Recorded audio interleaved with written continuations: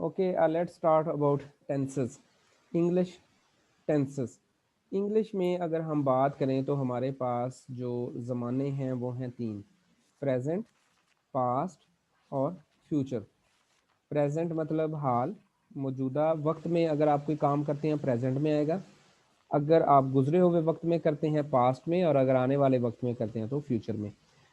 अब ये चीज़ आपके सामने कॉलम्स में शो कर दी गई है। पहला कॉलम है प्रेजेंट का, सेकंड कॉलम पास्ट का और थर्ड कॉलम फ्यूचर का। अब हम बात करते हैं रोज़ की। तो रोज़ में एक टेंस में हमारे पास फिर चार आगे, एक ज़माने में चार टेंसेस आ जाते हैं, मतलब चार प्रेजेंट में, चार पास्ट में और चार फ्यूचर में। तो टोटल 12 टेंसेस इस तरीके से मुकम्मल हो जाते हैं। तो पहली रो जो है वो indefinite, second continuous, third perfect and fourth perfect continuous. तो अब हम इनको समझेंगे कंपैरिजन से और कंट्रास्ट से, ताकि फॉर ऑल द टाइम आपको ये तैयार हो जाए। इसमें आप देखें कि हम बात करते हैं सबसे पहले प्रेजेंट कंटिन्यूस की। ये पहले तीन टेंस जो हैं इनको आप छोड़ दें एक दफ़ा, हम कंटिन्यूस की बात करते हैं। प्रेजेंट कंटिन्यूस, ये फर्स्ट कॉलम है और सेकंड रो है। तो प्रेजेंट के साथ लगा हुआ है हाल और कंटिन्यूस के साथ लगा हुआ है जारी, हाल जारी। तो अब इन टेंसेस में जो भी चीज़ आएगी वो उनमें हाल में वो काम जारी होगा, इसलिए इसको कहते हैं प्रेजेंट कंटिन्यूस, हाल में काम जारी होगा। अच्छा, पहचान इनकी क्या है कि हमारे पास तीन जो हैं वो कंटिन्यूस टेंसेस हैं, और तीनों में कंटिन्यूस की जो पहचान है वो है रहा। कंटिन्यूस की क्या पहचान है? रहा। तीनों में रहा आएगा, रहा, रही, रहे। चाहे प्रेजेंट कंटिन्यूस है, चाहे पास्ट कंटिन्यूस है, चाहे फ्यूचर कंटिन्यूस है। तो कंटिन्यूस चूंकि आ गया तो कंटिन्यूस का मतलब ही रहा है। एक तो ये बात होगी। दूसरा, अगर प्रेजेंट कंटिन्यूस है तो फिर रहा है, अगर पास्ट कंटिन्यूस है तो फिर रहा था, और अगर फ्यूचर कंटिन्यूस है तो फिर रहा होगा। क्योंकि प्रेजेंट के लिए है, पास्ट के लिए हमेशा था, और फ्यूचर के लिए हमेशा गागे गी आता है। तो आपने जब इसका उर्दू में देखना है कि फ़िक्रे के एंड पर क्या आता है, वहाँ से आपको उर्दू फ़िक्रे के एंड पर जो लफ्ज़ आता है वहाँ से आपको पता चलता है कि टेंस कौन सा है। तो जो प्रेजेंट कंटिन्यूस टेंसेस होंगे उन तमाम में एक तो रहा आएगा, और दूसरा अगर प्रेजेंट कंटिन्यूस है तो रहा है, पास्ट कंटिन्यूस है रहा था, और फ्यूचर कंटिन्यूस रहा होगा आएगा। अब हमारे पास जो कंटिन्यूस टेंसेस हैं वो 6 हैं टोटल। ये तीन तो ये हो गए ना सिंपल।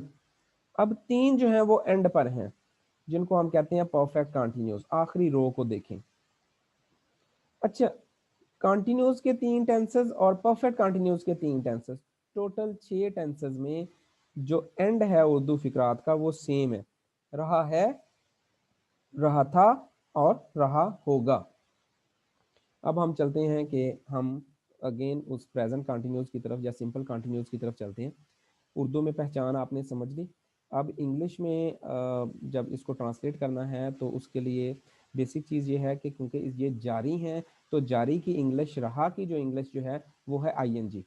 आईएनजी रहा की इंग्लिश है। तो अगर तमाम में रहा आ रहा है तो तमाम में आईएनजी आएगा। इन तीन में और अगले तीन में भी, 6 के 6 में आईएनजी आएगा। आईएनजी अकेला तो नहीं आता, मतलब वर्ब के साथ आईएनजी आएगा। तो अब तीनों में अगर आप देखें कंटिन्यूज में तो verb plus ING, verb plus ING, verb plus I N G.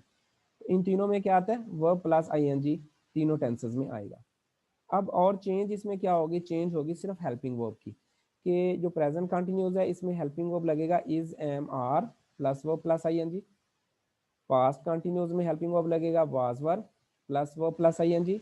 और फ्यूचर कंटिन्यूज में हेल्पिंग वर्ब लगेगा विल बी या शेल बी और प्लस वर्ब प्लस आईएनजी। मतलब आप देख रहे हैं कि सिर्फ वर्ब हेल्पिंग वर्ब चेंज हो रहा है, वर्ब प्लस आईएनजी तीनों टेंसेस में सेम आ रहा है। अब जब हम इसकी ट्रांसलेशन करेंगे तो वेरी सिंपल है कि आपने वही फार्मूला यूज़ करना है, सब्जेक्ट वर्ब और ऑब्जेक्ट।